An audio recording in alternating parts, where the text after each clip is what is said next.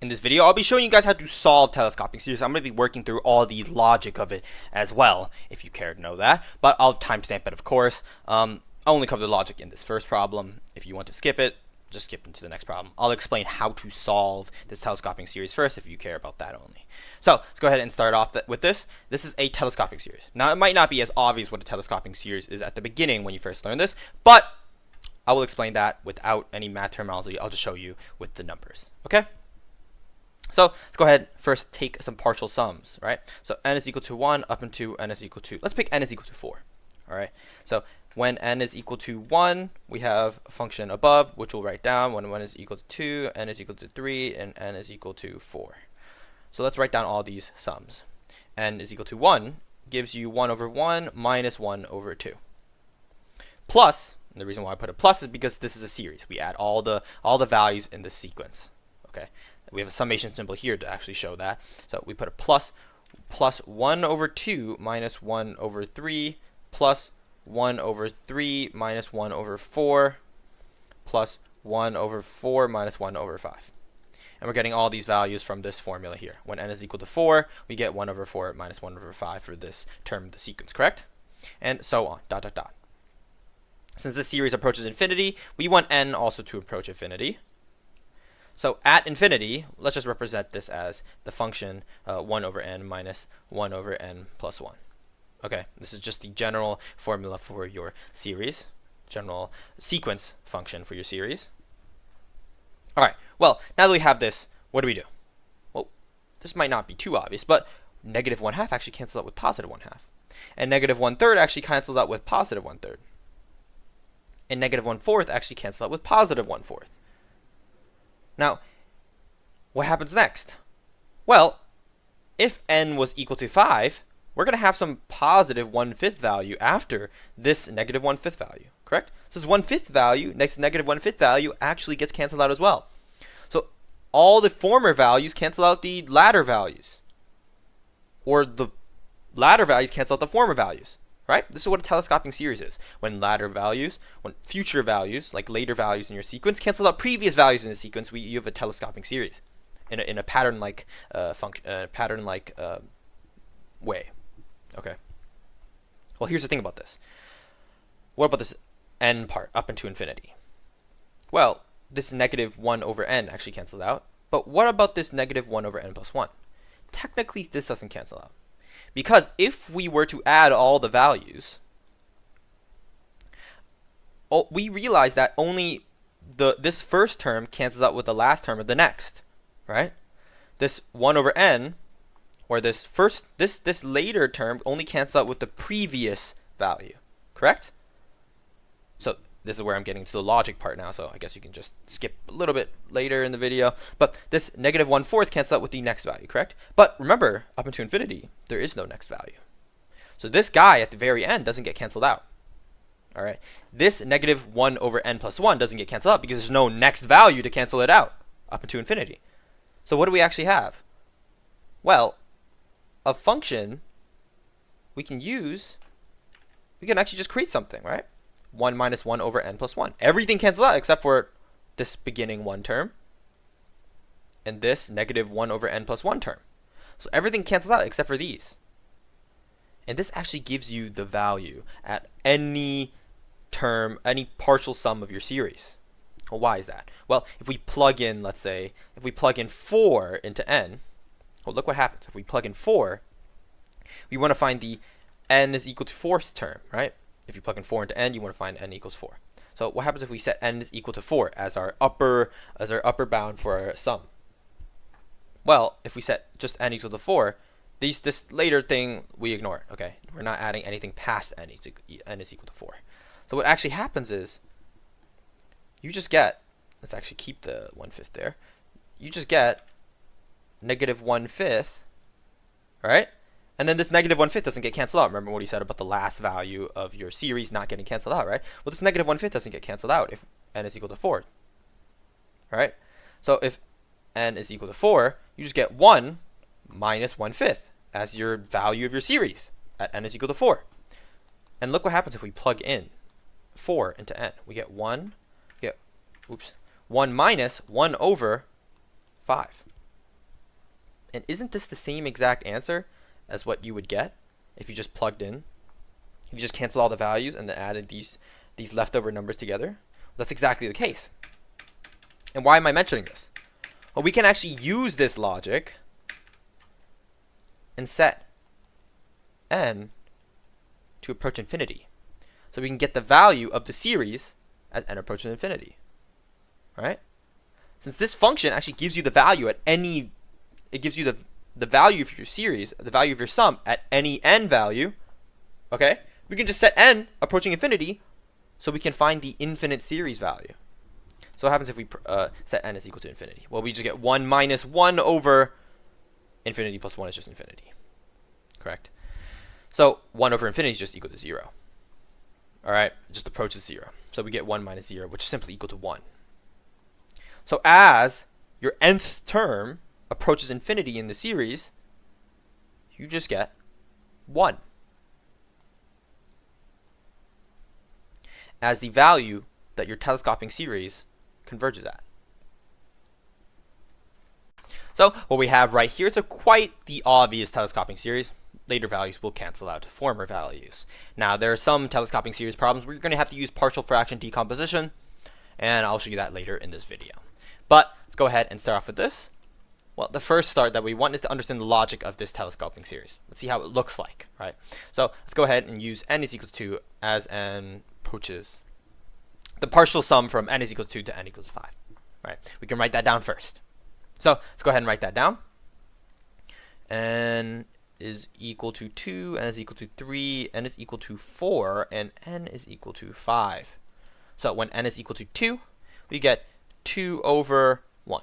Right? 2 minus 1 is simply 1. And the reason why this doesn't start off with n is equal to 1 is because if you have 2 over 1 minus 1, you just get 2 over 0. That doesn't exist. Okay, so that's why it's starts off with n is equal to 2, if you were curious. And if you plug in 2 for n, you get 2 minus 3 as well.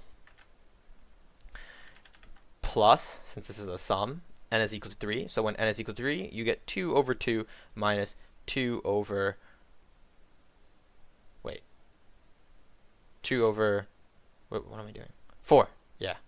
2 over 4 plus... Okay, I need to move these to the left. Move these to the right a little bit.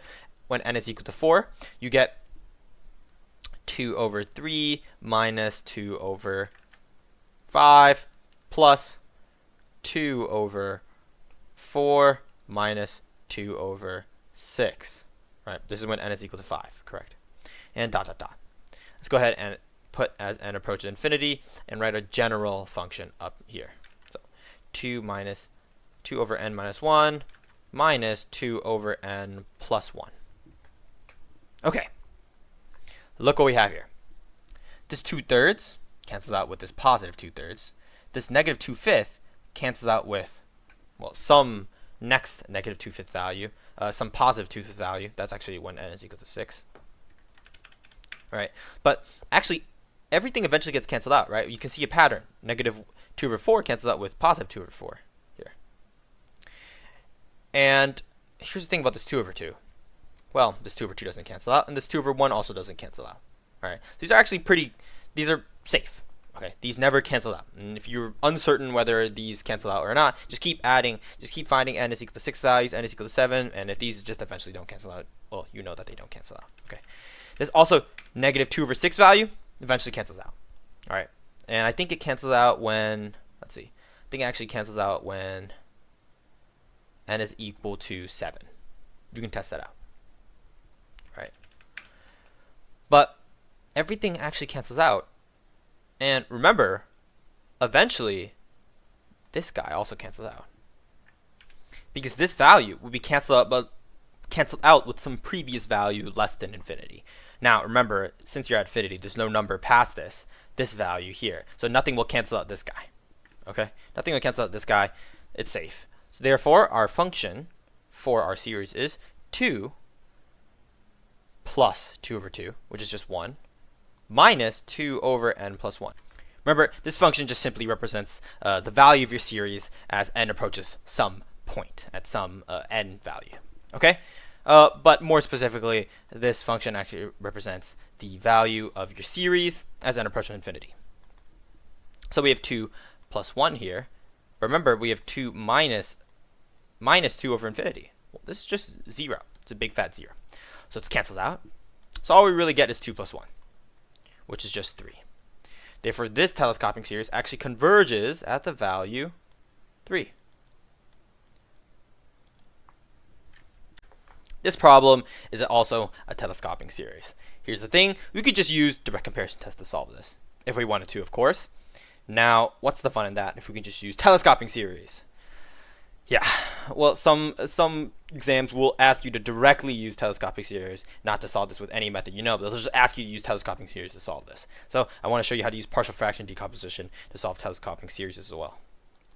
So right here, you can actually separate the values in the denominator into n plus 1 and n minus 1, difference of squares, right?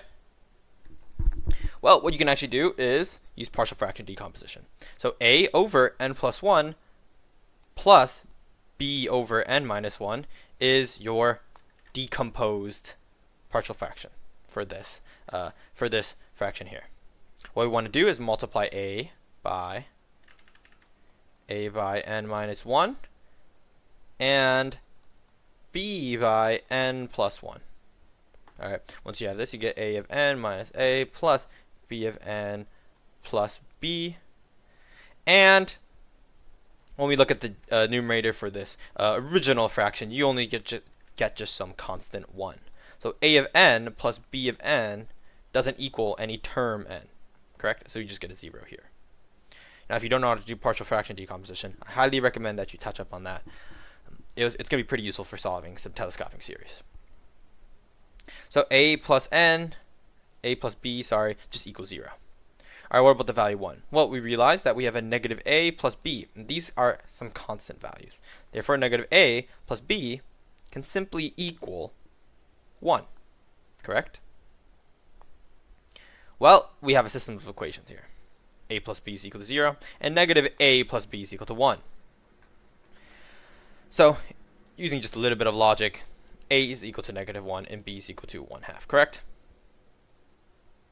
Therefore, since a is equal to negative 1/2 and b is equal to 1/2, we simply get some equation that looks like this. Negative 1/2 over n plus 1 plus 1/2 over n minus 1, correct? Well, using partial fraction decomposition, this new fraction here is equal to your original series. These guys are equal, all right? So what you can do is set them equal to each other and actually factor out a 1/2. So you can actually factor out the 1/2 out of the sum to get 1/2 out here. Alright, so all you really get left off with is negative 1 over n plus 1 plus 1 over n minus 1.